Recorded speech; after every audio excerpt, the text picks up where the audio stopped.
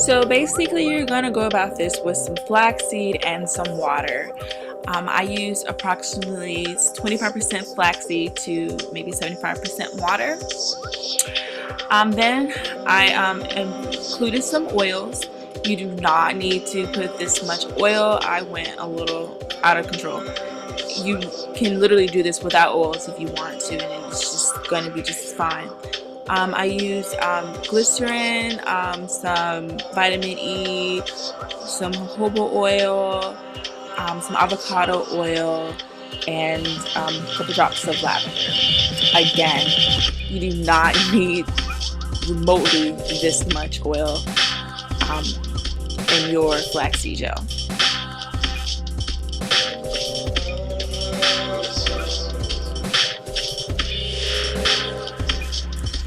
So once you do that, you can go ahead and let it continue to boil. Stir it up to help the oils mix with the flaxseed and water.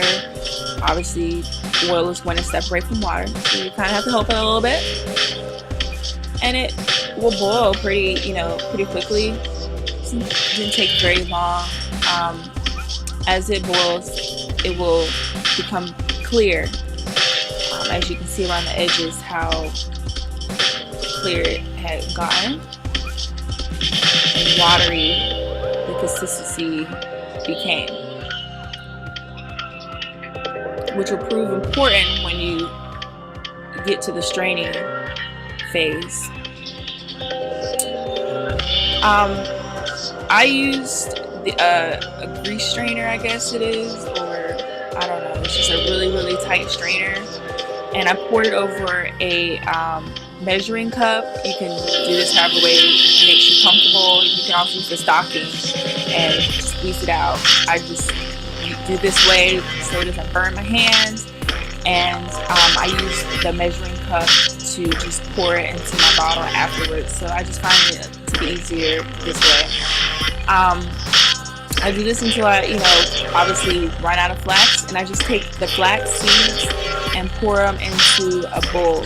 You can save the flax seed and use them over and over again. Just thaw them out. I'm gonna freeze them, and then you can thaw it out and boil it all over again. Just as effective as the first time. Right now it's very liquidy because it's still really hot, and here you can see that it's starting to cool up and thicken, and it will thicken a little bit more if you use less oil than I used.